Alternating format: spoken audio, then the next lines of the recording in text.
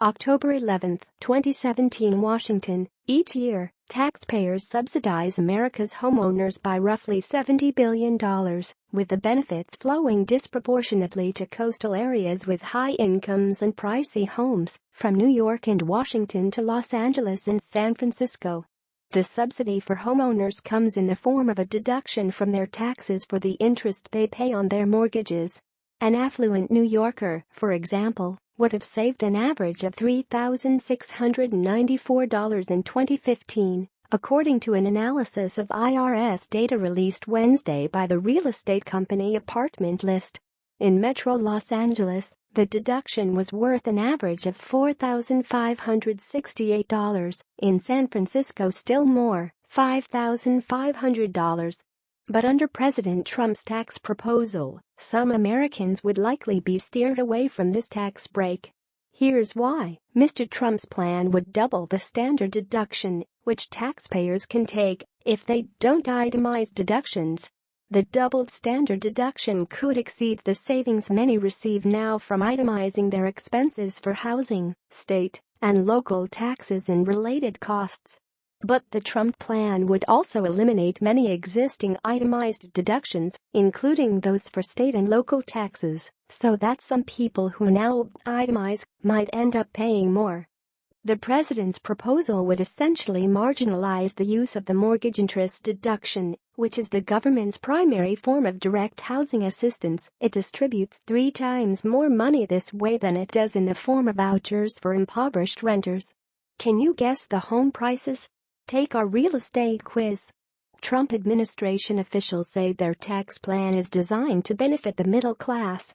Yet it's not clear from the scant details of the framework released so far how many families would enjoy lower tax bills and how many would face higher bills. Even though the Trump measure would preserve the mortgage interest deduction, it's confronting resistance from the real estate industry because it would likely reduce the number of people seeking the deduction. Estimates by the real estate firm Zillow suggest that someone buying a home worth at least $305,000 today would still qualify for the deduction. But under the Trump plan, only homes worth $801,000 or more would receive the deduction. This has led the industry to push back against the plan. "We don't want to go backwards. We don't want to lose what incentives that we have," said Jamie Gregory, deputy chief lobbyist for the National Association of Realtors. The National Association of Home Builders says it might be open to eliminating the mortgage interest deduction so long as homeownership was protected elsewhere in the tax code through the use of a possibly more generous tax credit. A credit, which is subtracted from the amount of tax someone owes, is more generous than a deduction, which reduces the amount of income to be taxed. The advantage of moving to a credit is that more homeowners would be eligible to claim it than the 34 million who received the mortgage interest deduction, said Rob Dietz, the Home Builder Association's chief economist. But there are no signs that the idea of a credit has gained traction within Congress or the White House. Trump proclaimed in June that his tax plan would accelerate economic growth to ensure that hard-working Americans enjoy a fair chance at becoming homeowners. Chris Salviati, a housing economist at Apartment List, noted that the main effect of the mortgage interest deduction is to enable people to spend more on homes rather than to increase ownership, which is near a 51-year low. Though the benefits of tax breaks for housing skew most toward people in the top 20% of income, they also tend to help middle-class Americans.